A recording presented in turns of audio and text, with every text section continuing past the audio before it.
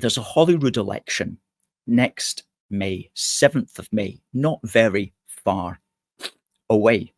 And the establishment politicians and the establishment media want to ignore the mass immigration and the fraudulent asylum seeking. Well, we want to ensure that they cannot ignore it. Okay, now this is our second Enough is Enough rally. The first one was last year on approximately the same date in George Square in Glasgow. Now, George Square's closed off, so we're holding this one in Edinburgh at Holyrood. It's the first ever that we're aware of immigration restriction event in public in Edinburgh in the history of the world that I'm aware of. And it's all part of a strategy, one, to bring people together around the policy of stopping the levels of mass immigration and fraudulent asylum seeking into Scotland and the UK. Last year, into Scotland alone, there was 76,000 people long-term came in to stay in Scotland. That's a population about the size of Paisley, Scotland's 5th largest town. That's unsustainable, okay? Unsustainable. That's before you even get into all the fraudulent asylum seeking that's going on. And we want to bring people around together. When we say that, we want to bring people from all of the political tendencies, Scottish Unionist and Scottish Nationalist together. We want to bring people together around that topic. We can't necessarily bring people together around other topics, but around this topic, there is room for people on all sides of the political equation to come together around a shared concern about these issues. And bringing people together is what politics is about.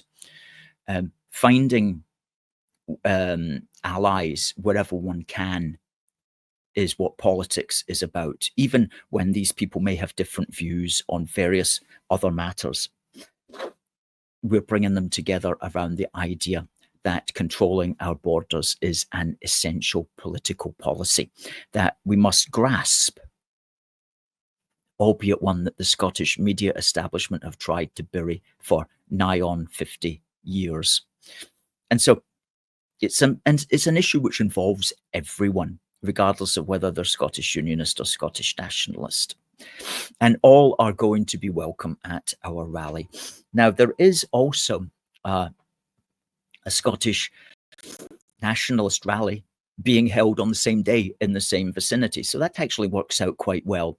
And I'm hopeful that some of the people at the Scottish Nationalist March will be able to hear what we're saying and may be able to be may agree with some of what we're saying. Okay, so I would hope that both groups of people will be able to the extent that it's possible and to the extent that the police allow, may be able to actually intermingle to a certain extent. And I ask that we all do our best to get on in that regard, because I know that the Scottish Nationalists are wanting for somebody to grasp the thistle of the mass immigration issue, because there's a lot of Scottish Nationalists who don't like what's happening either, but they will never have any of their official leadership speak for them on this matter. Okay, so that's where we come in, and we can help them, we can guide them onto the correct way of thinking, as it were. So that's what we're hopeful for. And I would ask that we don't just see the other side as some kind of opposition. There will be quite a few people, no doubt, flying flags of foreign countries on the other side. But I think we should just simply avoid being bothered by that and not engage with that at all, because that is actually a different issue, which is a complete distraction from what we're trying to do here. And in fact, it's a complete distraction from Scottish independence as well. But certainly it's a complete distraction from what we're trying to do. So just ignore the people with the foreign flags and let them just do their thing, as it were. So bringing people together is the first thing that we want to do. The second thing, as a consequence of bringing people together, is we will help to normalize the immigration restriction conversation and ensure it becomes a key part of the mainstream political discourse at the 2026 Holyrood election. That's what is essential. That is what must happen.